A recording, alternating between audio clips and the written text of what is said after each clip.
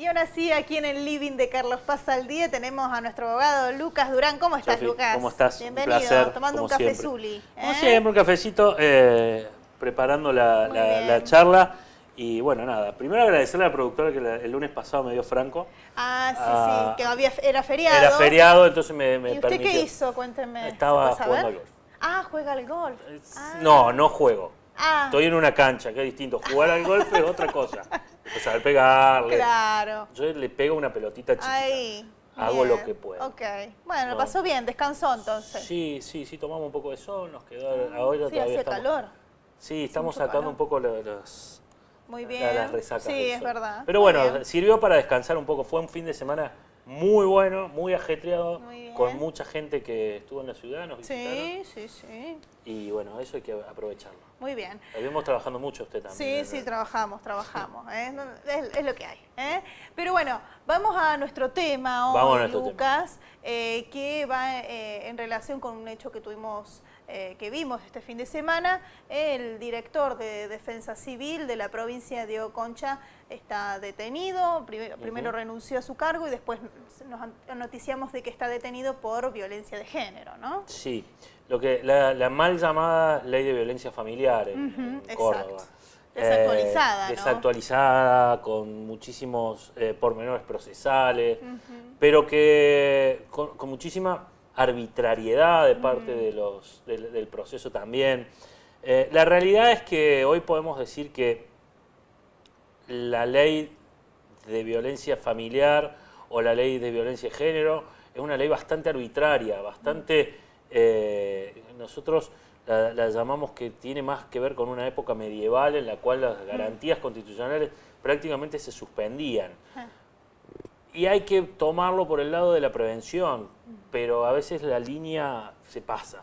Y hoy la justicia me parece que tiene que reconsiderar algunas cuestiones, porque realmente, tanto para un lado como para el otro, tanto como para el hombre como para la mujer, que son ambos quienes pueden ejercer violencia, digamos, el que ejerce violencia, más allá de que pueda tener algún grado de culpabilidad, se le ven a veces bastante afectados los derechos. Principalmente porque estamos hablando de condenas que no superan los 3 años y que la mayoría están detenidas.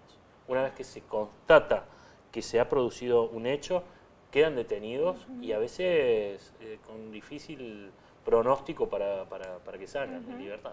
Bueno, y por eso también nos parece interesante hablar de la violencia de género, los alcances, como está titulado, que tiene, ¿no?, la justicia para este tipo de casos. Digamos que la violencia, cuando nosotros hablamos de violencia intrafamiliar, como tendría que llamarse la cuestión, estamos hablando que se da, algunos autores dicen 4, otros autores dicen 5, hay algunos autores que ya hablan de más tipos de violencia que se ejercen, de parte de uno de los integrantes de la familia o del hogar, familiar, del núcleo familiar, de la familia hacia otra persona. Aclaramos el núcleo familiar porque puede ser de un padre a un hijo, puede ser de entre una pareja, puede ser de un hijo a un padre, puede ser a otro familiar cercano. La ley en Córdoba no distingue que haya determinado rango o vínculo familiar, sino que hasta habla de amigos y vecinos. Por eso a veces es extremadamente amplia la ley que provoca este tipo de situaciones. Digo, este mejunje, digamos, y esta amplitud que tiene la ley, a veces hasta los vecinos mismos provoca que se den medidas restrictivas. Cosa que a veces es hasta decir, bueno, a ver, una medida restrictiva, imagínate una medida restrictiva que hay entre 2 vecinos porque puede haber habido un hecho de violencia. ¿Cómo haces para que una persona que vive en una casa que reside ahí, tenga 100 metros de distancia? Entonces es muy complejo, es muy complejo y creo que estamos todos aprendiendo cómo llevar a la ley adelante. Cuando hablamos de los 5 tipos de violencia, podemos hablar de violencia física, que es la agresión provocada hacia una persona, sexual, psicológica, simbólica o... me faltó una, se me fue. Sí. Bueno, Ay, sí, se me fue. la cuestión en sí es que hay... Económica. económica, y esa es la que yo quería remarcar, Sí. porque muchas veces cuando existe un conflicto, lo primero que aparece es la violencia económica. Exacto. ¿Qué significa la violencia económica? Por ejemplo, te corto las tarjetas de crédito. Te saco la posibilidad de que vos, no sé, vamos a hablar algo un poco más banal. Te corto internet, el cable, teléfono, ¿no? Te corto todo tipo de posibilidades. ¿Eso qué da? Eso también es violencia. Ok. ¿Por qué?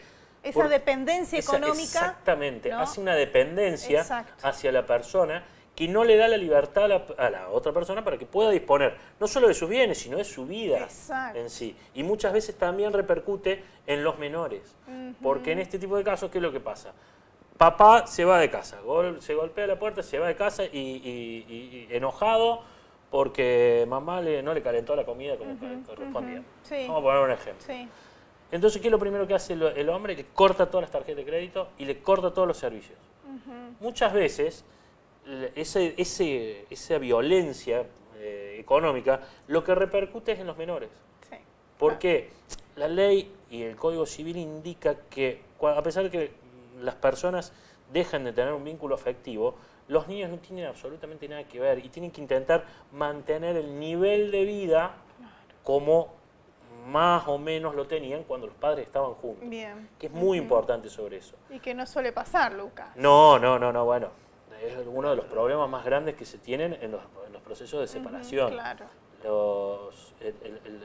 La persona que llevaba el pan a la casa ejerce violencia fuertemente sobre no solamente sobre los hijos, sino sobre su expareja. Exacto. Es muy difícil el trabajo y ahí es muy importante que estén los abogados trabajando. Claro. La forma de limar las cuestiones son, y esto lo decimos siempre, cuando los colegas, y principalmente los colegas que son especialistas en derecho de familia, intentan que los márgenes se achiquen.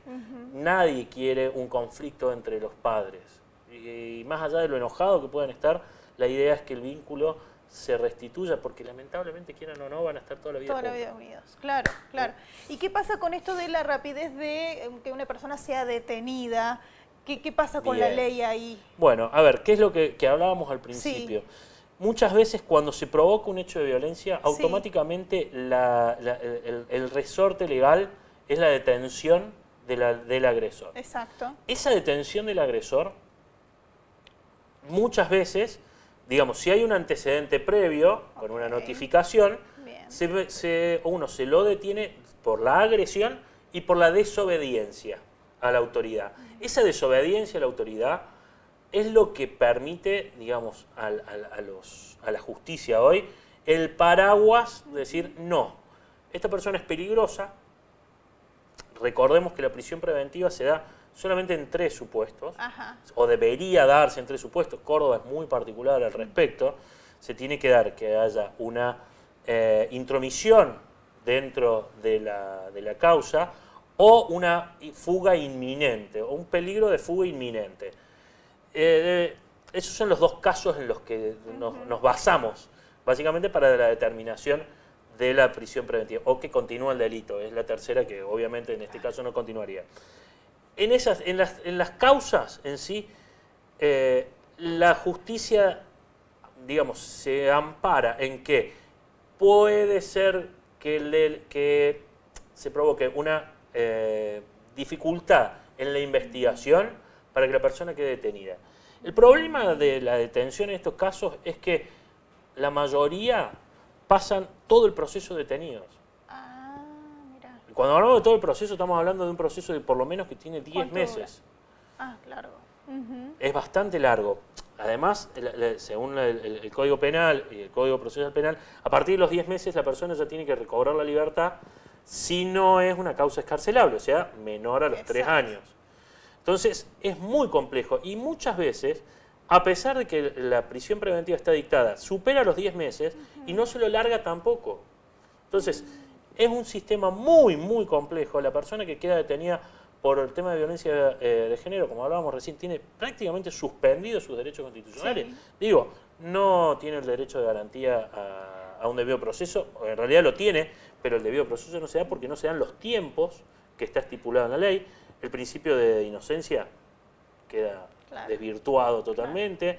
Que es inocente hasta que se demuestre lo contrario. Exactamente. Entonces es muy complejo. Y en la provincia está pasando que, digo, yo entiendo el temor que puedan llegar a tener fiscales y jueces, pero hay que arbitrar los medios para que estas situaciones se empiecen a corregir. Es muy Lucas, complejo. y no pasa al contrario, que es que la persona sigue libre y la mujer, hablo de hechos particulares de violencia de un hombre hacia su mujer, corra peligro su vida. ¿También pasa eso o no? Ese es el problema que tienen, que no encuentran el equilibrio. El equilibrio, exacto. No existe o está libre equilibrio. o lo meto preso de una. O lo meto preso y vemos que lo que... Digo, hay situaciones en las cuales el peligro es inminente. Yo siempre comento un caso que a mí que tenemos en particular, en el cual mi cliente está preso por cuarta vez, violencia de género, con la misma mujer. Sale y cada vez que sale tiene un hecho de violencia y termina guardado. Y termina con un proceso y el proceso lo hace que termine, como es reincidente, claro, termine preso detenido. con condena firme y comiéndose la condena. Entonces, ¿cuál es el límite? ¿Dónde está el límite? No están los límites bien marcados. Digo, es un trabajo que todavía se tiene que hacer en conjunto entre el Estado, digamos, entre el Poder Ejecutivo, el Poder Judicial, para encontrar la posibilidad de facilitar la vuelta de la convivencia social.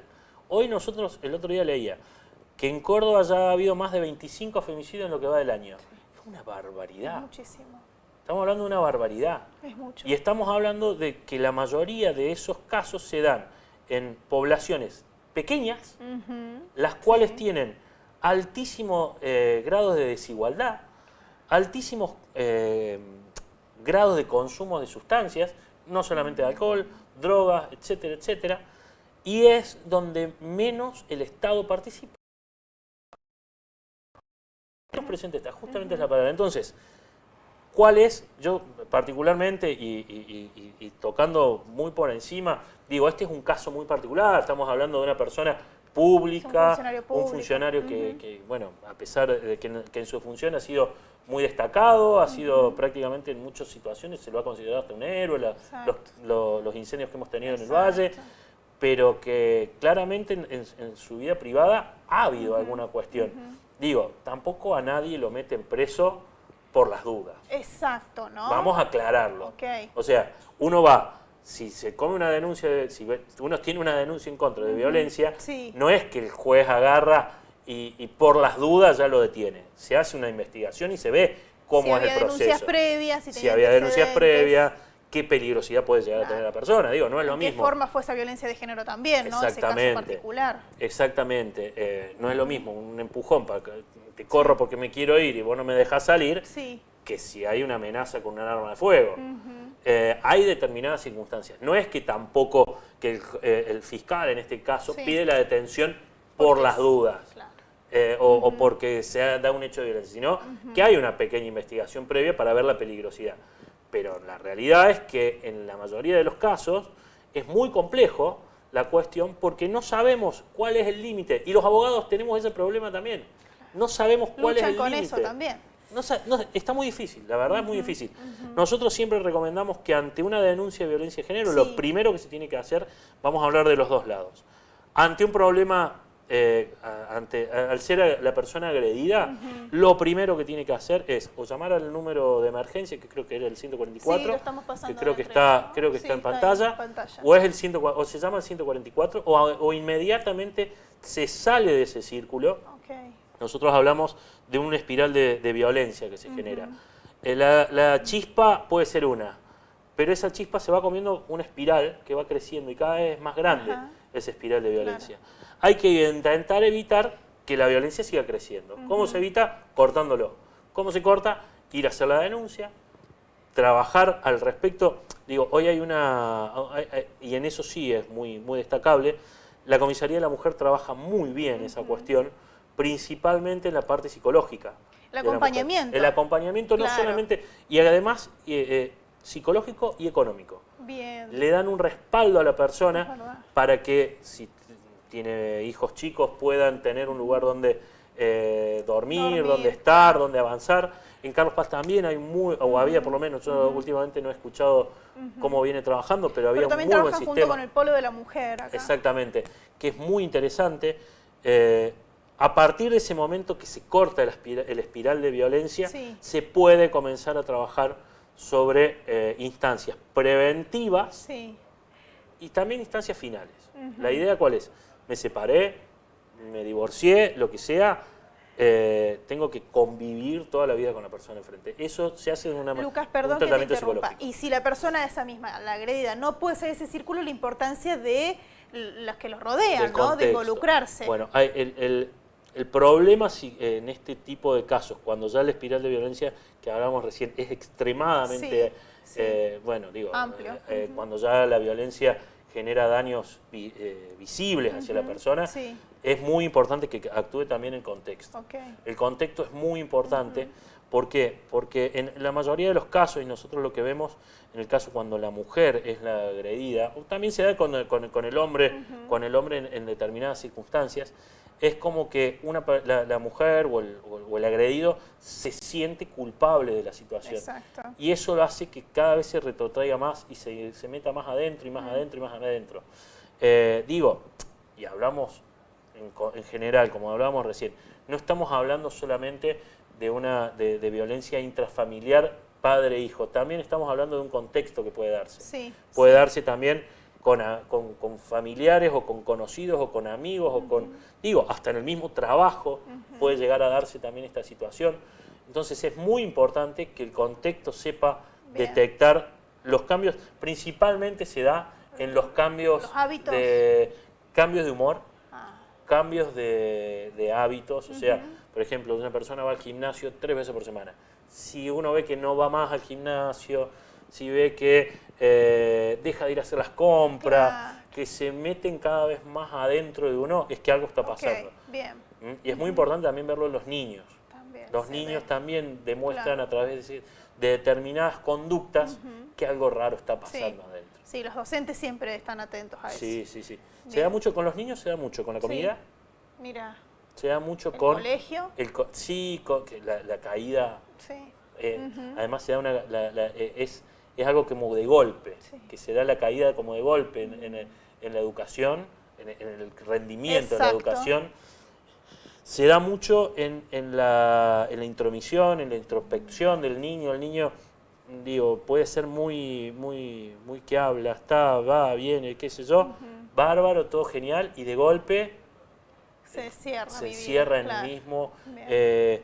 mucho aparato, mucho televisor y nada de tener contacto con nosotros, personas, con las claro. personas.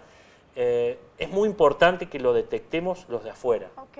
Eso es muy importante. Bien. Y decías de las dos partes, el agredido por Y un el lado. agredido, el agresor en este caso, o lo primero que nosotros recomendamos y como sistema de defensa es no solamente alejarse, salir del contexto en el cual está, en el cual se dio la agresión, presentarse ante la justicia, automáticamente colaborar con la justicia, determinar que mostrar la intención también de romper ese espiral de violencia, no solamente con un tratamiento, sino poniéndose a disposición, yendo cuando se lo cita, dando todas las advertencias sobre qué movimientos, cómo lo vamos a usar, respetar la medida restrictiva, Sí. pase A lo que rajatabla. pase, intentar volver a crear el vínculo con los hijos. Eso es algo muy importante que se tiene que valorar mucho. Cuando hay violencia entre dos personas que son pareja, se debe volver a restituir automáticamente el vínculo con los hijos. Los hijos. Porque los hijos no tienen que ver en esta situación, salvo, lógicamente, Que sean también agredidos. Exactamente, pero lo importante de esto que nosotros planteamos, y lo planteamos mucho también en el estudio, nosotros hacemos este tipo de cuestiones, las llevamos entre los penalistas, entre sí. los dos abogados penalistas que Sí. somos, y la abogada de familia, para intentar entrelazarlo y que la situación se resuelva lo antes posible. ¿Es posible, Lucas? Complejo. Nosotros cuando lo hemos tratado, entre comillas, interdisciplinariamente, o sea, el juzgado de familia, el juzgado penal y el juzgado de violencia familiar, se ha logrado hacer conjunciones muy particulares, las partes han logrado entender las situaciones. No es lo mismo iniciar el proceso de violencia familiar sin tener iniciado el divorcio con iniciado una separación o un divorcio. ¿Por qué? Porque se empiezan a marcar reglas. Bien. Digo, la medida restrictiva son por 3 o 6 meses, depende del grado, de la gravedad que pueden tener. Si yo ya sé que con mi pareja no quiero saber más nada, sea cualquiera de los dos, agredido o agresor, yo inicio el proceso de divorcio. Claro. Divorcio, lo que se llamaba antes cuota alimentaria, y nunca me acuerdo cómo se llama, régimen de visita, que no tampoco me acuerdo cómo se llama, pero el código nuevo los ha transformado, pero es lo que históricamente lo llamábamos de esa forma. ¿Para qué? Para que el conflicto comience a disminuir y sea lo menor posible. Intentemos en el corto plazo llegar a un acuerdo para que ese acuerdo se plantee en el tiempo. Y una vez que se plantea en el tiempo, ya queda firmado, queda cerrado y podemos volver a iniciar uno como ya soltero, soltera, divorciada, como no sé, hay muchos títulos, pero poder rearmar su vida con las reglas claras. Nosotros planteamos esa alternativa. Bueno, lógicamente, a veces que se puede y a veces que no. La realidad lo supera. Lo ideal es, se da un hecho de violencia, listo, nos sentemos o ponemos a los abogados y liquidamos todo. Se separa todo, se divorcian, ponemos un régimen. Lo bueno que tiene la legislación ahora es que todo se hace muy rápido, se hace todo con una simplificación en la cual si las partes están de acuerdo, en 3 meses está todo cerrado. Claro. Bueno, complejo, ¿no? Sí, muy complejo. Muy complejo, estamos Pero viendo... está bueno hablarlo, Lucas. Yo creo, nosotros, bueno, con la producción siempre hablamos de este tema como que es uno de los grandes ejes que giran hoy en esta sociedad. Lo que sacó La Voz del Interior el otro día con los 25 casos de violencia en Córdoba es tremendo. Son números muy en Argentina estamos superando ya los 200 casos. Es tremendo lo que ha pasado. Cómo la pandemia también influyó en eso. Cómo ha influido ¿no? La mucho. Cuarentena, ¿no? Bueno, la pandemia a nosotros nos ha dado trabajo, como decía, mucho tiempo que no nos daba, porque hemos sacado mucho divorcio. Y es muy importante hablar de este tema, de estos temas, porque también evitamos conflictos como el que pasó en La Pampa, con el nene de que lamentablemente falleció por las agresiones de la madre Lucio y su pareja, que es por eso lo que hablábamos de que el contexto tiene que estar informado, el contexto tiene que estar atento, porque realmente es una pandemia que no solamente pasa en nuestro país, sino pasa en todo el mundo. Ayer leí informes que en España también se está dando tremendamente casos de femicidio, donde el Estado nunca llega a tiempo, y estamos hablando de países del primer mundo. Bueno, en Estados Unidos ni hablar. Es otra pandemia que tiene que ver mucho con esa cultura que nosotros venimos trayendo desde hace muchísimos años de los patriarcados, pero que tampoco tiene que excederse con el feminismo extremo. Hay que lograr, y como hablábamos siempre, de buscar los puntos intermedios porque la sociedad tiene que avanzar. Gracias, Lucas. Gracias a vos, Sofía. Muchas gracias. Muy bien, de esta manera vamos a una nueva pausa en Carlos Pasa el Día para luego venir con el cierre.